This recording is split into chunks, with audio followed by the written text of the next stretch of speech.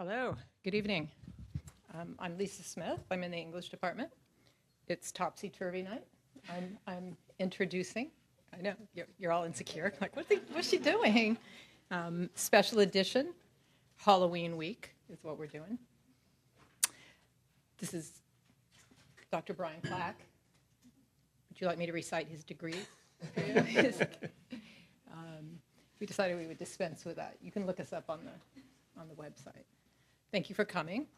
I think we would also like to thank Lindy and Maggie for making all possible, as usual. So tonight for Halloween week, we're going to talk about Henry James and the ghost story. Brian is also talking about William James and M.R. James, right? That's right. Mm-hmm. Just before we start, there's candy. Is it free? Can they eat? In the chair? Yeah. So. Open your wrappers now. Yes, that's right. Open them now.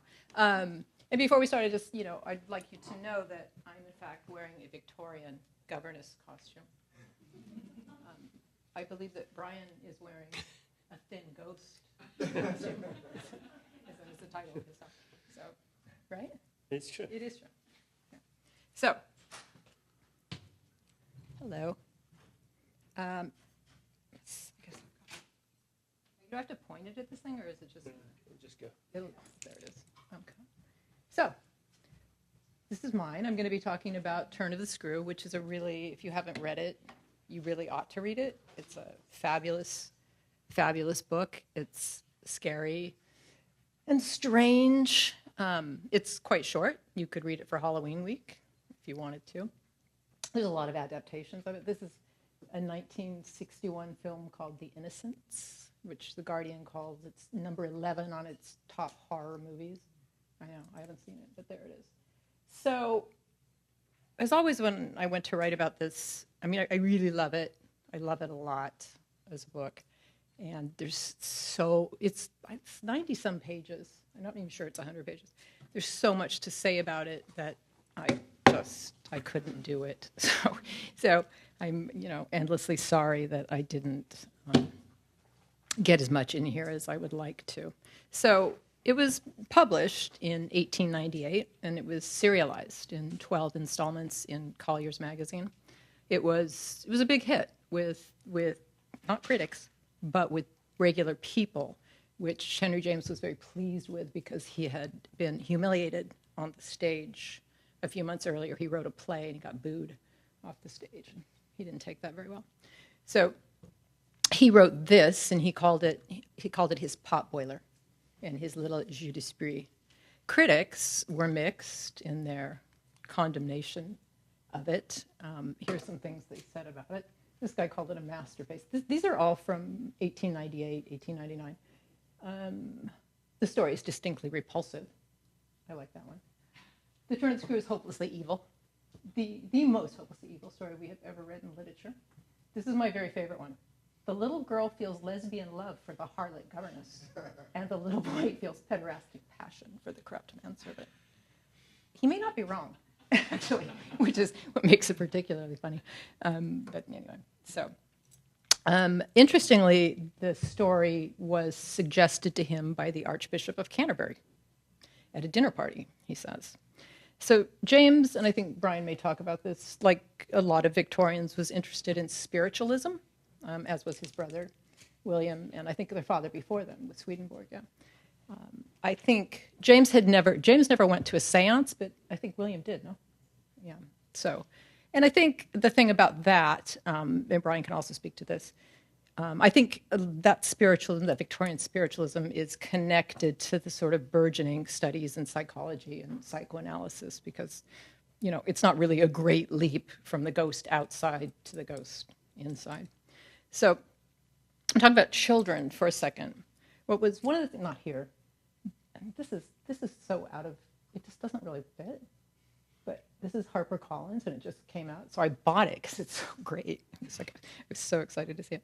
What was really upsetting to critics was the fact in the tale that the presence of children, that the evil touches children. This was a problem. not only were they preoccupied Victorians with spiritualism, but also with children, specifically the innocent, the sort of innocent prelapsarian nature of their innocence. They took loads of photographs of children, lots of them naked. I didn't show you any of those. Lots of them dead also as well, posed in angelic poses. These are, these two are, Lewis Carroll took these. This is Julia Cameron. That's actually Alice Liddell herself, the Alice. He took these, and you see they're highly posed.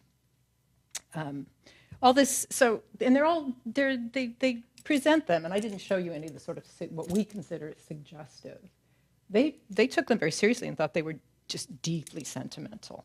They weren't disturbed by them at all. However, all this sort of insistence on innocence can't help but sort of point in the other direction to experience and knowing. It looks to post-Freudian eyes like an almost, but not quite expressed, acknowledgement of the inchoate sexuality in children. And furthermore, it can, in this story, it looks like the children have been exposed to some things maybe they shouldn't have been. The ghosts, whose names are Peter Quint and Miss Jessel, were in life having an affair, a sexual affair, and they were open about it. And the children were often in their company. The governess also in this story has overheated feelings for master. And yes, she does. And in places, she appears to project a sort of inappropriate, if not unconscious, sexuality onto the little boy. This is the kind of stories I talk about. This is me. I brought you high rise. As a quick aside here, a few months before he published, or he wrote the story, he published a novel called What Maisie Knew, which is a really good novel. And it's the story of a child who is caught in a horrific custody battle where the adults forget she is a child and they use her as a pawn, and they're far too free in the ways that they behave and they speak in front of her. This apparent corruption of children in the turn of the screw really echoes that novel, which is interesting. What I got here. This is one of the Collier's illustrations that went in the magazine when it was serialized. I don't know what that is, but it was under turn of the screw. So what turns this story, and what everybody likes about the story, is its ambiguity. It's a story, is it a story of ghosts, or is it a story of madness? James, mostly, though he was coy at times, stuck to the it's just a ghost story. Some readers and critics weren't entirely convinced. But in 1934, the pretty well-known critic Edmund Wilson, he writes an article entitled The Ambiguity of Henry James, a Freudian Interpretation.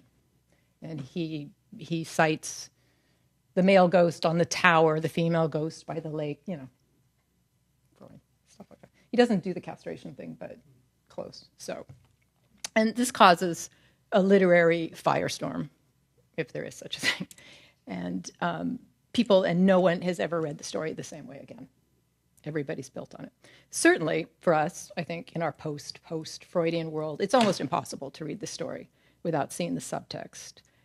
Much like we're bothered by the Victorian photos, not the ones I showed you, but quite a lot of them. Is this a story of children corrupted? What's the nature of the corruption? Who's corrupting these children? The ghosts or the governess? Is it a story of a haunting, or is it a story of madness? Can it be both at once? So, the structuralist critic, Svetsyn Todorov, he has a book called The Fantastic that I love. It's a study of, the fantastic, about different kinds of tales. And he lays out a lot of definitions of the marvelous, the uncanny, and the fantastic. A ghost story, so you know, is considered a fantastic tale. Okay. And this, I'm leading up to stuff here. The fantastic effect is achieved by the tension, or he calls it the hesitation, in the reader, generally with a main character, not in this story, but in a lot of them. The hesitation between the real and the supernatural. Can you explain it? Can you not explain it? And you're stuck in that sort of gap there. Is there a ghost? Is there an explanation? The contemporary reader certainly hesitates, and that comes out of us being well-versed in the language of psychology. We tend to want to explain things away and not see them literally.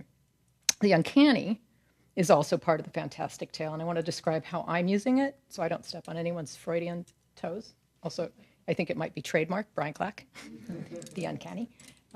So then we're not doing castration, none of that stuff. That's just, it's not happening for me. So in literature, you see it most often as in the form of the double or the doppelganger. You see that a lot in literature. And that's what James does in this story. Very quickly, it's putting together of the familiar, the Heimlich. If you came on Tuesday, both Derek and Brian were talking about with the unfamiliar, the unheimlich.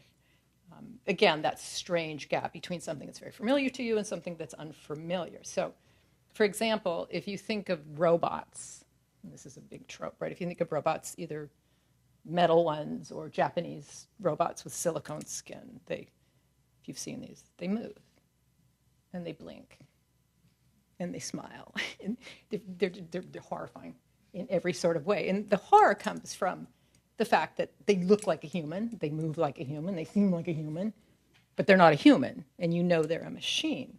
But also, it makes you look at yourself, I think. They're a sort of mirror, they're a sort of distortion, because if you think about the human body is a machine. You have a vascular system, you have a heart that pumps, you now have replacement hips and plates in your head and pins in your arms, and you wear glasses to correct your vision. And so you start to think, or the human starts to think, well, am I a machine?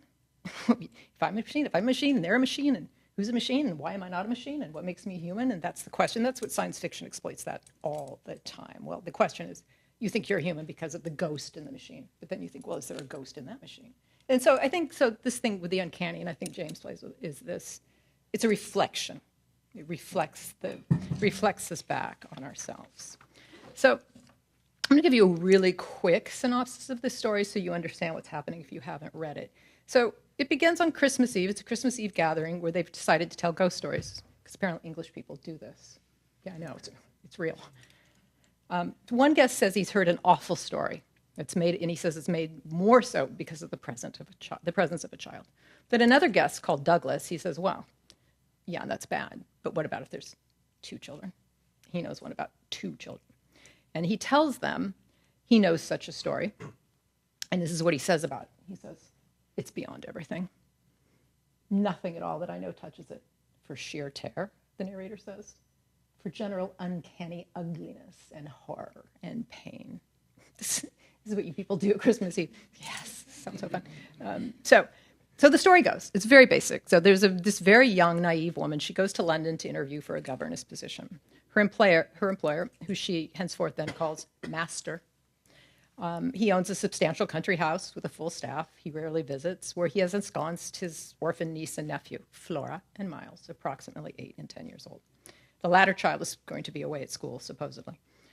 He agrees to hire her, but she must agree to one condition. She must never bother him with child stuff, house stuff, domestic stuff. He doesn't want to hear that stuff. He just don't contact me. She says, under any circumstances. She readily agrees to this, and she's in fact flattered by this. By the end of this interview, it's very clear that she's in love with him, Master. She's in love with Master. It's important to note about her. She's from a rural background. She's a vicar's daughter. There's possibly difficulties in the family. She's a great fan of fairy tales and romantic fiction, which she reads in the middle of the night often. When she arrives at Bly, which is the name of the house, she's just charmed out of her mind. She can't believe she's landed in this place. She's filled with her devotion to Master and how she's going to make him proud as she, quote, steers the ship. There's Mrs. Gross, who is the housekeeper. She's very simple and impressionable. She's very nice. Very soon after she arrives, the ghosts show up. There's 2 of them. Peter Quint, he was the Master's valet. He's died in disreputable circumstances. He's always hatless, which is an indication of his low status. He wears some of Master's clothes, and it's not clear if he's stolen them or if they're cast-offs. We just don't know.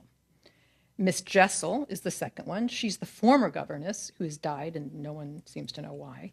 She was young and pretty, just like you, miss, the housekeeper says, meaning the current governess. These 2 apparently have had an affair, which they were very free and public about. This is doubly unseemly to the housekeeper because there's a class difference. No one but the governess ever sees these ghosts. No one. She tries to point them out to Mrs. Gross, who repeatedly says, I don't see anything, miss, and the children who deny them as well. However, the governess will not allow this and is convinced they are lying. The governess is convinced the pair have corrupted the children in life and now have returned to take them back to the other side. A lot of things happen that I'm not going to talk about. And finally, she frightens little Flora so badly that she becomes ill, and Mrs. Gross takes her out of the novel. Apparently, I've repeated myself all over the place. The governess is left alone in the house with Miles, who she bullies into revealing why he was dismissed from school, which I'm going to talk about a little bit later. And this culminates in the death of little Miles. Spoiler alert, yes, a child dies. Okay, and I'm going to tell you more about that in a while. Yeah, I'm not going to tell you that because that's fun at the end. So, what this book turns on a lot is the idea of seeing. What's seeing mean, right? Is the governess just seeing things? In other words, is she hallucinating? Or is she seeing things? Does she really see them with her eyes? Is she just seeing things, or is she really seeing things? Is seeing believing? Is believing seeing? The governess, again, she's the only one who ever sees them, says she sees them. The housekeeper, again, says she sees nothing. However, she does believe the governess for a while. She starts to doubt her later. The children repeatedly deny seeing the ghost, but the governess insists that they do, and they're lying to protect these ghosts. The reader sees because the reader has no choice. A thing is described in language, so we see it. But do we believe it? Do we side with the ghost or the housekeeper? James plays with this ambiguity in several scenes. This is the 1961 movie. There's a scene very early on where the governess is by herself in the dining room. The ghost of Peter Quint appears standing outside in the shrubbery, looking in at her. James shows us her sitting there staring at the ghost. She then does this odd thing. She runs outside and stands in front of the window to get a view looking in.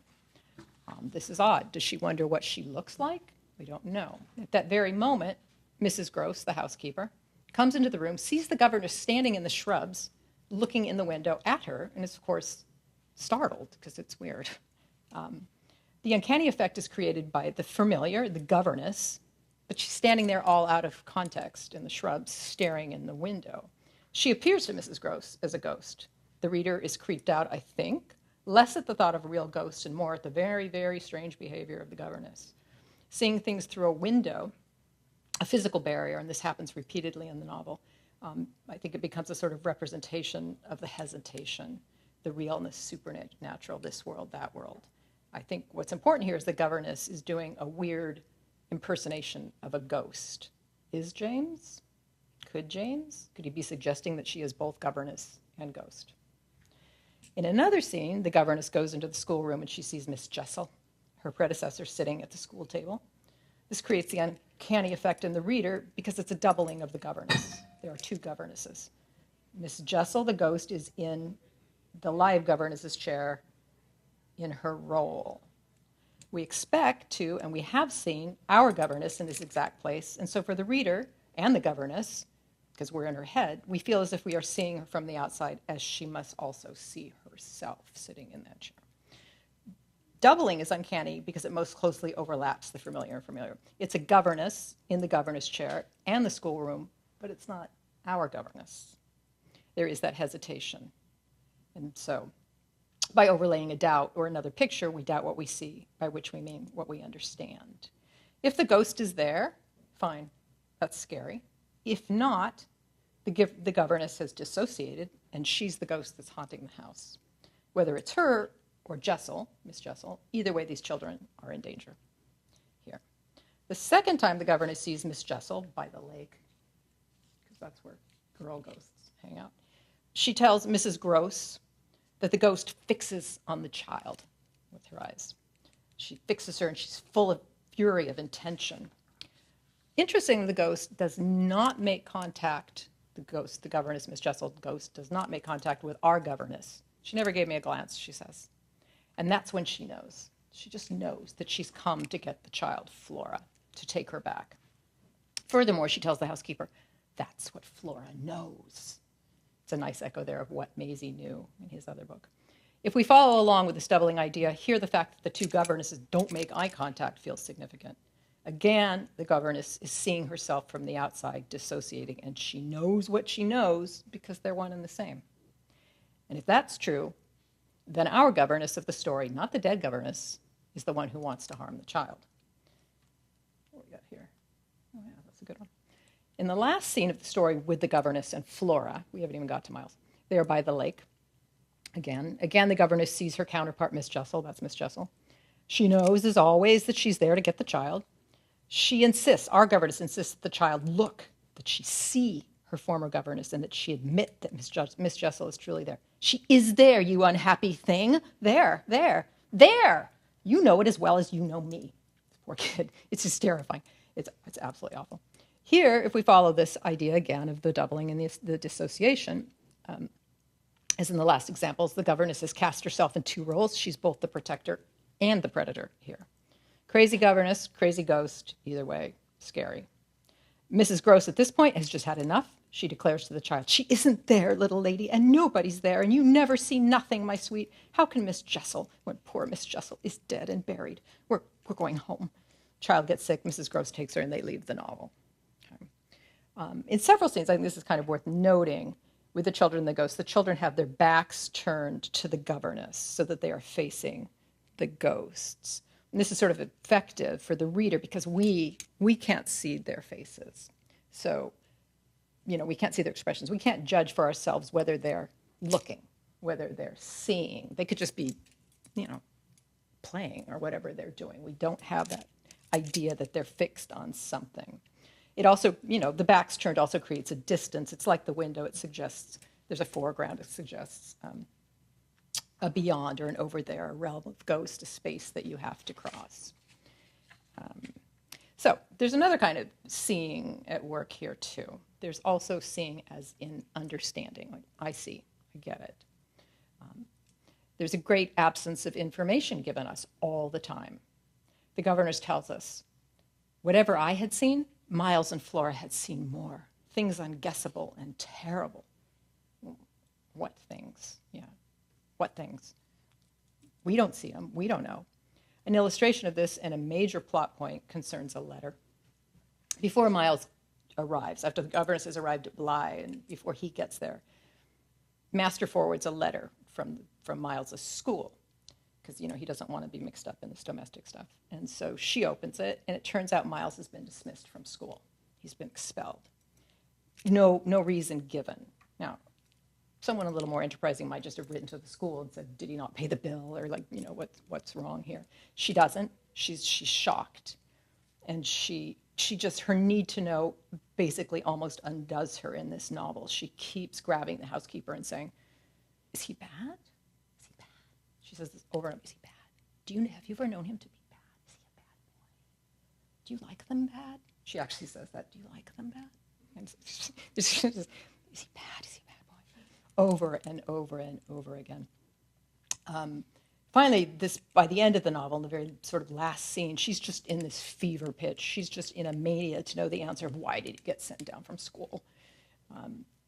After Mrs. Gross and Flora have exited, she finally corners him. And I mean, she corners him. It's not a figure of speech. Why was he dismissed? He tells her. He says, I said things. I said things. Here we are. What things? What things? To whom? Yeah? To those he liked, he said. And he supposes that they in turn told those to people that they liked. What are the things? We don't know, we can't see, we can't understand.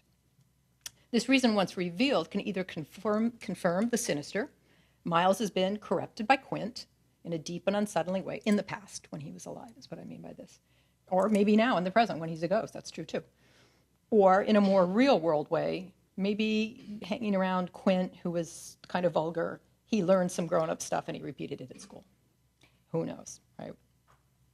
Which would be unfortunate, but it's certainly, just like Maisie in his other novel, with what her parents did to her in the divorce, but it's hardly evil. The governess, however, she sees it, she understands it. It's evil, and therefore she knows Quint is not going to stop until he gets this child. because he knows things. We're not really even entirely sure at this point if this poor child isn't just making this up. I said things because he's basically hostage to this woman. So it's never even clear. The governess, though, she's absolutely gleeful at having found this out. I was blind with victory, she says. At that moment, as soon as she says that, Quint appears in the window, clearly to her, he's coming through. He's going to come through that window, and he's going to get this child. She shrieks. She lunges at the child, who in turn shrieks, falls into her arms. I caught him. I held him. But his little heart, dispossessed, had stopped. He's dead. Got it? Yeah. She won. But what has she won, right, in this terrible, terrible scene? So to return to the idea of hesitation and ambiguity in the story and to wind it up, I stated earlier that only the reader hesitates in their belief in the ghost and the governess never wavers. But she does, actually. She kind of does for half a second in a sort of blink and you miss it place. Directly after the aforementioned scene where Miles confesses his school crime, she wavers, and she says, "Those he liked, I seemed to float not into clearness, but into a darker obscure, and within a minute there had come to me out of my very pity the appalling alarm of his being perhaps innocent. It was for the instant confounding and bottomless, for if he were innocent, what on earth then was I?" This is horrifying. This is absolutely terrifying at this moment. Indeed. So, is this a story of a haunting, or is it a story of madness? Can it be both at once? Is madness, what we would call mental illness, really just a kind of interior haunting, a haunting of the mind? Finally, whether or not I or you believe in the ghosts she sees, those ghosts, hallucination or not, she does. She does believe in them, and she does see them. Just because your daydream, is standing right in front of you and I can't see it doesn't mean that it's not there, because it is. I do, in fact, see them. I see them on the page in my imagination. She, through James, makes me see them. I just don't believe in them. But either way, the act of conjuring ghosts has resulted in the death of a child, and that is horrifying and haunting.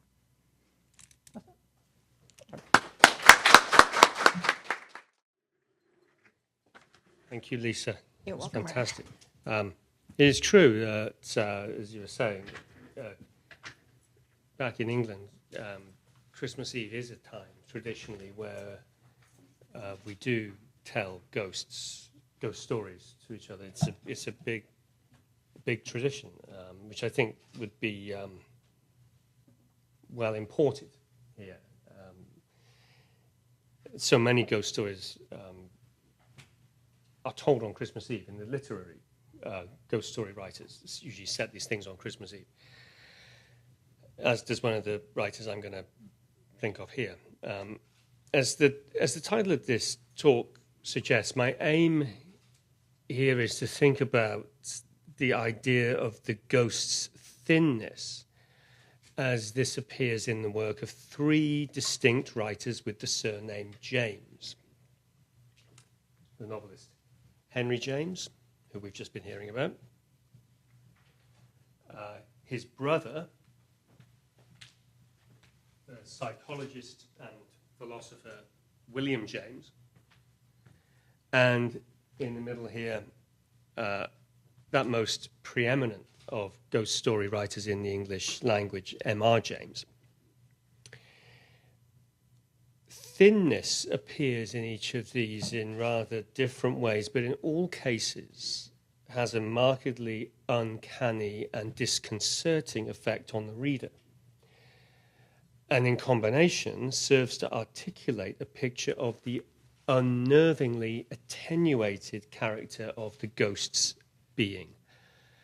I'm going to start with the figure on the far left, William James, who's really one of the greatest of all American philosophers, and a great writer and a great stylist.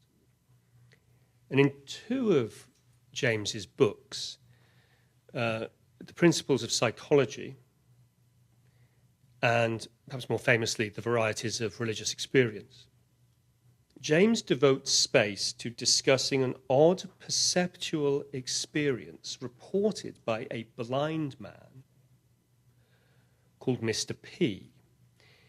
Here's how it appears in the Principles of Psychology. This is a large piece of text, but I've put this all up here so you can follow along, because it's a very unnerving and disturbing passage to find in what was then a psychology textbook. You'd never find such a thing in your Psych 101 classes now. More's the pity. This is James. At the time of the experience, Mr. P had a music room in Boston on Beacon Street where he used to do severe and protracted practice with little interruption. Now, all one season, it was a very familiar occurrence with him while in the midst of work to feel a cold draught of air suddenly upon his face with a prickling sensation at the roots of his hair. When he would turn from the piano, I actually have goosebumps just about to read this. It's terrifying. And a figure which he knew to be dead would come sliding under the crack of the door from without, flattening itself to squeeze through and rounding out again to human form. It was of a middle-aged man and drew itself along the carpet on hands and knees with head thrown back. This is a horrifying idea. A flattened figure with a head thrown back at a right angle, I suppose. Head thrown back till it reached the sofa upon which it stretched itself. It remained some moments, but vanished always if Mr. P spoke or made a decided movement. The most singular point in the occurrence was its frequent repetition. He might expect it on any day between 2 and 4 o'clock, and it came always heralded by the same sudden cold shiver, and was invariably the same figure which went through the same movements. The figure never produced the least sound, nor came within a number of feet of his person. Yet he knew that it was a man, that it moved, and in what direction, even though it wore a full beard, which, like the thick curly hair, was partially grey. Also that it was dressed in the style of suit known as pepper and salt. Now, in the Principles of Psychology, this experience appears in a chapter called The Perception of Reality, which is, in many ways, a fairly standard discussion of how the mind perceives reality, how the brain perceives reality. And James is clearly puzzled by the visual components of this case, since, as we need to remind ourselves, Mr. P is a man entirely without internal visual imagery and cannot represent light or colours to himself. And yet, this has happened. In the other book in which this case is reported, The Varieties of Religious Experience, Mr. P's troubling experience occurs alongside a number of cases indicating what James calls, and this is the title of the chapter in which it appears, the reality of the unseen. The reality of the unseen. Now, amidst a number of other markedly eerie experiences, such as the case of a man feeling an unseen thing come into his room at night and stay unpleasantly by his bed. Again, James is these two brothers could write, and this is so evocative. This being in bed and feeling this thing. Your head's under the blankets, and this thing is standing there. But even amongst things as unpleasant as that, this case of Mr. P seems to me to be especially unsettling. I mean, there's a number of reasons for this. The idea of the ghost appearing to a man who, notwithstanding his blindness, can apprehend the finest details of its appearance is strangely unnerving, as is the uncanny dimension of repetition. It's always happening at the same time. This is one of the features of the uncanny, of course. But to me, it's surely the thinness of the ghost that disturbs and distresses us most here. I keep going back to this flattened form of a person sliding under the door, drawing itself along with its hands along the carpet, that head thrown back. This is eerie enough. And then we also will think about what this means for our security. When our doors are closed, we have a sense that we are somehow protected from what lurks outside. Close the door at night. Where my wife and I live, there's a door. You can see light coming in from under the door into the hallway. But I shut the door and I think, well, this is fine. And that's just fine. And but if the thing can flatten itself like a letter going into a mailbox under the door, slide through the tiniest of cracks, then we are horribly vulnerable to its the desires it wants to enact upon us. So that's my first James. That's William James. The ghost's thinness appears again in a different form in a story told by the second of our Jameses. This is M.R. James, who I really think is the greatest of, at least of ones I've read, the greatest ghost story writers.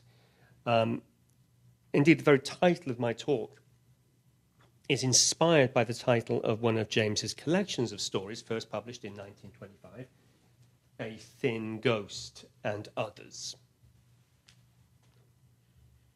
Strangely enough, there's no story in this collection called A Thin Ghost. So one has to hunt through the book to find the thin ghost. And this in itself is a fairly disorienting thing when you're looking for what he's referring to on the beautiful binding, by the way. I have this edition. I took a photograph of it. That is the one in my possession. The thin ghost appears, in other words, is an apparition. I think about appears, apparition. It appears in a very unsettling story called The Residence at Whitminster. M.R. James, by the way, just to go back to your comment about Christmas and the diseased minds of the English. M.R. James was a Cambridge University don, and every Christmas Eve he would gather his students into his rooms and would tell them a story as the dark Cambridgeshire light would press up against the windows, and his students would hear these absolutely horrifying stories, of which The Residence at Whitminster is one. This story, which stretches over a number of decades, involves the deaths of two adolescent boys, back to the deaths of children. And these two boys have, in some manner, dabbled in Irish occult practices, obscurely described in the book.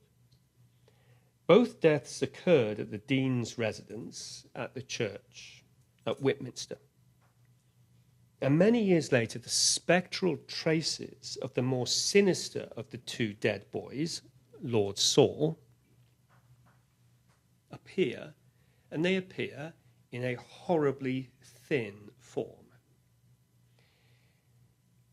The new residents of Whitminster are troubled by a swarm of flies, sawflies, wasp-like insects that inhabit just one of the rooms. They don't go into this room because there's these little flies constantly fluttering around. One of the residents, a character called Uncle Oldies, makes rather urgent inquiries one day about how big such flies can grow. Again, this is a fascinating part. How big, he keeps saying, how big do these flies grow? People want to work out why he's so concerned about this. And why he's so concerned about it is that he's been horrified by what happened to him in that fly-infested room. And he reports his experience of entering this room in the following way. The moment I opened the door of it, I felt there was something wrong. Okay, that's such a staple of the ghost story. You stay at an Airbnb. You've done this. You go to an Airbnb or a hotel room. You think, something's wrong here. Something's off. This is good Halloween stuff. Right? Take this with you for the next 24 hours. I felt there was something wrong. I thought twice, I confess, whether I shouldn't turn back and find another way to my room rather than go through that one. Then I was ashamed of myself and thought what people call better of it, though I don't know about better in this case. If I was to describe my experience exactly, I should say this. There was a dry, light, rustling sound all over the room as I went in, and then, you remember, it was perfectly dark. Something seemed to rush at me, and there was, I don't know how to put it, a sensation of long, thin arms or legs or feelers all about my face and neck and body. Very little strength in them there seemed to be, but I don't think I was ever more horrified or disgusted in my life. Knowing I was near the window, I tore at the curtain and somehow let in enough light to be able to see something waving, which I knew was an insect's leg by the shape of it. But Lord, what a size! Why, the beast must have been as tall as I am. And now you tell me that sawflies are an inch long or less. All this is this is a great piece of writing. It's a great, you imagine being a student with this guy as your professor, dark, old, Cambridge College. He's telling you this story, and you're about to wander back to your cold dorm room with the mist of the fens coming in around you and the after effects of a kind of fluttery sensation around your head. Aldous is informed about previous residents having been troubled by the ghost of the child Lord Saul coming up to their window with his face right on the panes. He's got this idea of this kid coming up to him with his face right on the panes and his hands fluttering out and his mouth open and shut for a minute or more and then gone out in the dark yard. But open the window at such times, no. That they dare not do, though they could find it in their heart to pity the poor thing, pinched up with the cold and seemingly fading away to a nothing as the years passed on. Fading away to nothing as the years passed on. I want to come back to that idea. A character then comments that a withered heart makes an ugly, thin ghost. Something to do with the darkness of the heart produces the thin ghost. And this is what James's story leaves us with. That image of the dead boy's spirit slowly attenuating from a flesh and blood being to a fluttering presence at a frosted window, looking in at the life there, and then to its state as little more than a fluttering sawfly, presumably on its way to complete annihilation. As I say, I'm going to return to that thought at the end of this talk, but I first want to turn to the third of our three Jameses, and the principal one, James, is this evening, Henry James. And here he is, this wonderful portrait by John Singer Sargent. I want to think about the way that thinness appears in a markedly different way in one of his most unusual ghost stories, a story called The Private Life. Now, in some ways, this story can be read as a comedy of manners. It's peopled with the usual set of society men and women, wittily interacting with one another while they're vacationing in Interlaken, in Switzerland. But its unsettling depth comes from James's psychologically penetrating analysis of the difference between a person's conduct in public life and their very different private life. This is done via a pairing of two different characters with an unnervingly double life, one of whom seems to be all private, the other of whom is all public. The first character is the playwright, Claire Vaudrey, whose brilliance on the written page is oddly lacking in his in-person discourse. So everyone's excited that the playwright is here in Interlaken, but they're really disappointed by him when they come to speak to him. I quote, "He disappoints everyone who looks in him for the genius that created the pages they adore. Where is it in his talk? This is subsequently revealed to be the result of an actual doubling in his existence. The narrator of James's tale, keen to see the play script that Vaudrey is writing, creeps into his hotel room while Vaudrey is downstairs. So Vaudrey is downstairs chatting poorly, vapidly with people in a disappointing way. The narrator goes up and wants to get the script that Vaudrey is working on. There's this. Suddenly, I withdrew with a start, uttering an apology. I had entered the wrong room. A glance prolonged for 3 seconds showed me a figure seated at a table near one of the windows, a figure I had at first taken for a travelling rug thrown over a chair. I retreated with a sense of intrusion, but as I did so, I took in more rapidly than it takes me to express it. First, that this was Vaudrey's room, and second, that, surprisingly, its occupant himself sat before me. And you remember here, Vaudrey's actually downstairs, but he's gone up, and he's sitting at the desk as well. This is an eerie scene. There is always something uncomfortably ghostly, I think, in that moment of confusion when one is unsure whether what one sees sitting in a chair is a person or a coat, a blanket, a pillow. I'm reminded here, as always, of a brilliant moment in the diary of Samuel Pepys, one of my absolute heroes. This is an entry from 1661. And if you like diaries, as you should read Pepys. And you should read Pepys anyway. It's a hell of an experience. After an evening of supping very merrily at the Hill House at Chatham, Pepys describes how he awoke at 3 a.m. to an alarming sight. He says, by the light of the moon, I saw my pillow, which overnight I flung from me, stand upright. But not bethinking myself what it might be, I was a little afeared. We've all had this experience. You wake up and see, your coat draped over a chair. One of these ghosts. Yeah.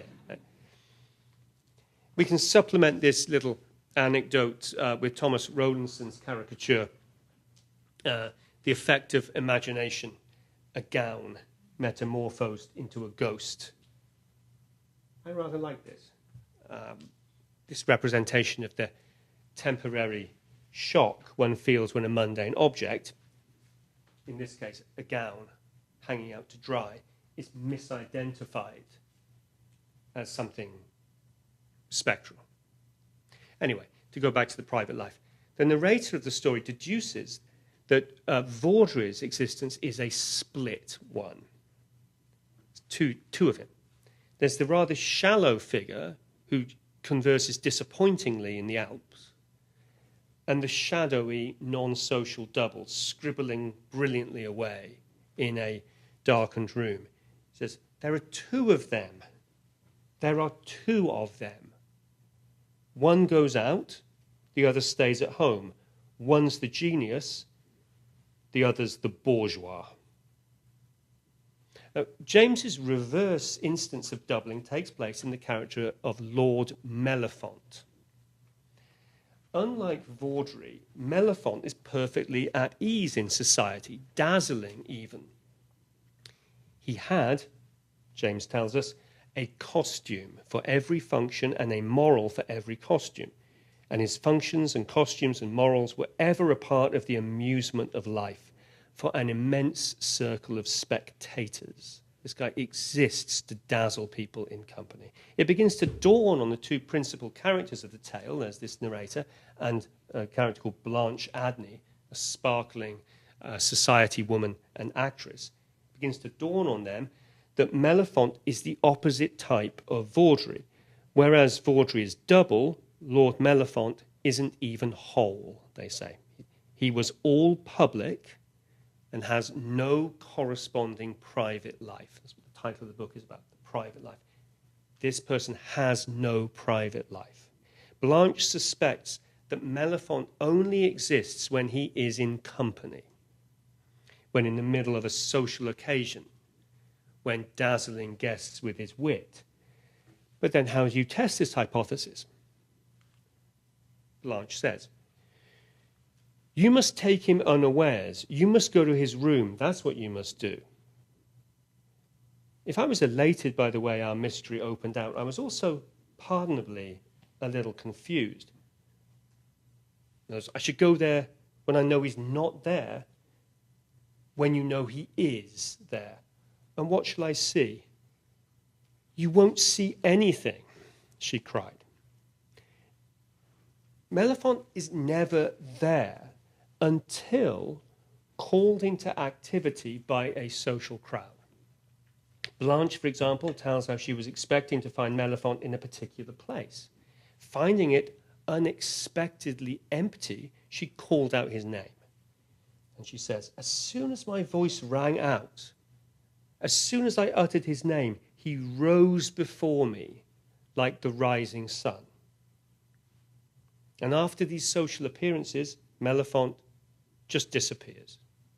Or as Blanche puts it, he is reabsorbed. Reabsorbed, in James's great phrase, into the immensity of things. You're reabsorbed into the immensity of things. Now, our question here is the private life a ghost story? Get back to this question you're raising about Henry James. Are these ghost stories or not? Maybe it's a ghost story, maybe it isn't. On one kind of reading, it satirizes and magnifies, albeit in an unheimlich direction, that type of person who has expended all of their personality in performance. And there's nothing in them other than performative stuff. They're just a performative self, nothing else. This in itself can be unnerving.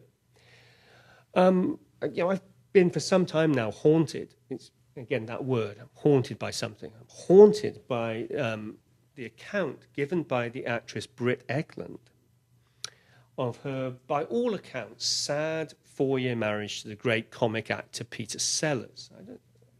Some of us here will know who Britt Ekland and Peter Sellers are. Some of you won't know. They were a celebrity couple. They were the sort of Travis Kelce and Taylor Swift of their time. Big celebrity couple. And it was a very sad marriage, apparently. And Britt Ekland, who's still alive, gave a recent interview and said this. And I'm very haunted by this. Here's Britt Ekland. She's absolutely gorgeous. And Peter Sellers could smoke a good pipe, which is usually enough. But this is what she said. There was no real Peter Sellers. Peter Sellers only ever lived when he had an audience. He was silent and had no real interests. Maybe once a week we would go from Elstead in Surrey, where we lived, to the Tiberian in London, which was the big Italian restaurant, just to have dinner with a company of people in which he could become a character, tell fantastic stories, and everyone would be dying of laughter. Then we'd get back in the car and drive home in silence. Sellers seems here to be a kind of Lord Mellifont character, all public, no private, something of a ghost himself, though in physical form. So again, the question, is the private life a ghost story?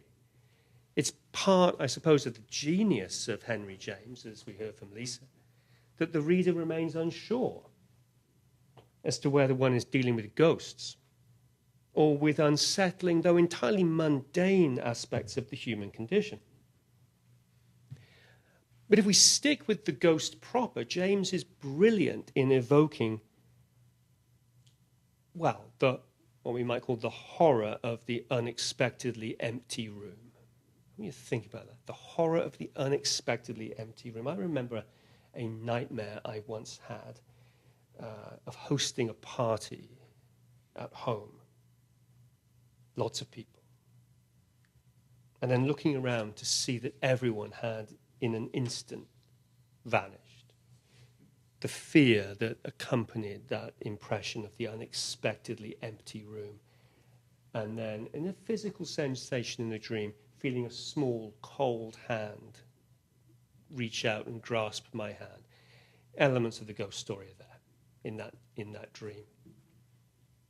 And in the character of Lord Mellifont, we find that characteristic insubstantiality, the attenuated existence that seems central to the idea of the ghost. Franz Kafka, I'm sure you've all had some exposure to Kafka by now, and if you haven't, you should complain to your professors tomorrow morning, because you need to read Kafka before you graduate. Kafka, in a characteristically strange short story called Unhappiness, says, these ghosts seem to have more doubts about their existence than we do. No wonder, given how frail they are. And here, the idea of a thin, frail existence. I want to close this by thinking about what might account for the disconcerting thinness that we've encountered in these various, very different ghost stories. It seems to me that, in part, a very personal fear is at work here. A fear of our own tenuousness in the world, and of what might be left of us when we depart it. This is the fear that animates Claudio's speech in Shakespeare's Measure for Measure. Aye, but to die, and go we know not where, to lie in cold obstruction and to rot, this sensible warm motion to become a kneaded clod. I note here that as he was fast approaching his end, the great Samuel Johnson, terrified by death, would be heard wandering through the rooms of his own house, reciting this very speech in his final days, endlessly reciting these lines. What our thin ghosts in this talk have all lacked is that sensible, warm motion that is the human life, the living, warm, blood-filled human life. There may be some persistence, some kind of life, some kind of consciousness even, but the very insubstantiality of that persistence, its thinness, might horrify us as much as total extinction or annihilation does. This theme is explored in a memorable way by the philosopher Sir Peter Strawson in a book from 1959 called Individuals. I love this picture of Peter Strawson. Every professor used to smoke in the good old days. And Strawson, in this book, Individuals, discusses what a disembodied existence after death would be like. And he's not talking about a ghostly existence here. I'm going to make that connection later. He's not talking about a ghostly existence. He's talking just about the kind of life that some of us might wish to have continued in a post-mortem state. We die. Many of us want to have a life after death in some disembodied form. Body dies. The ghost, the soul, the spirit separates and lives on. Many of you perhaps believe such a thing or have friends, family members who do. Strawson doesn't see this as anything to be wished for, hoped for, or longed for. Among other things, he holds that this state would be a horribly attenuated one. We'll read through this together, now draw a conclusion.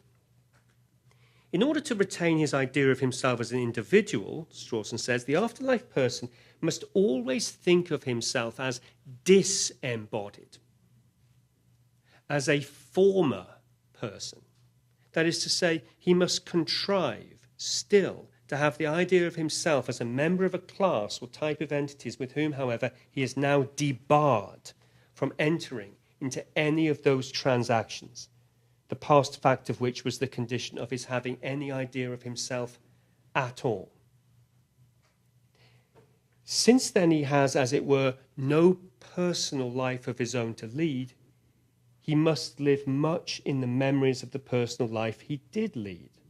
Or he might, when this living in the past loses its appeal, achieve some kind of attenuated, vicarious personal existence by taking a certain kind of interest in the human affairs of which he is a mute and invisible witness, much like that kind of spectator at a play who says to himself, "That's what I should have done," or said, or "If I were he, I should." In proportion as the memories fade and this vicarious living palls, to that degree his concept of himself as an individual becomes attenuated. At the limit of attenuation, there is, from the point of view of his survival as an individual, no difference between the continuance of experience and its cessation. Now, Strawson here is talking about the Christian conception of the afterlife, which has two distinct varieties: disembodied survival of the soul and resurrection of the body. Strawson's argument is intended to show how unattractive disembodied survival must be, living without a body. He notes that it is for this reason that the Orthodox believers have wisely insisted on the resurrection of the body. That's the only thing that can make a life after death, you having a body, not this disembodied, gaseous spirit. Now, I'm less interested in that theological issue than in the relation of Strawson's words to the case of the ghost. It seems to fit perfectly as a commentary on the fate of Lord Saul's child ghost, reduced generation by generation from a living and warm human being to something akin to an ethereal fly, airily flickering in an old empty room. Remember that line, fading away to a nothing as the years passed on. So it strikes me sometimes that it's the fear of a thin, attenuated existence that arouses our terror in the face of the ghost. For the ghost's life is a life that is barely a life, an existence that is barely an existence, a personality reduced to a fluttering nullity. And that is captured, I think, in varying ways in these stories of terrifyingly thin ghosts. Thank you very much.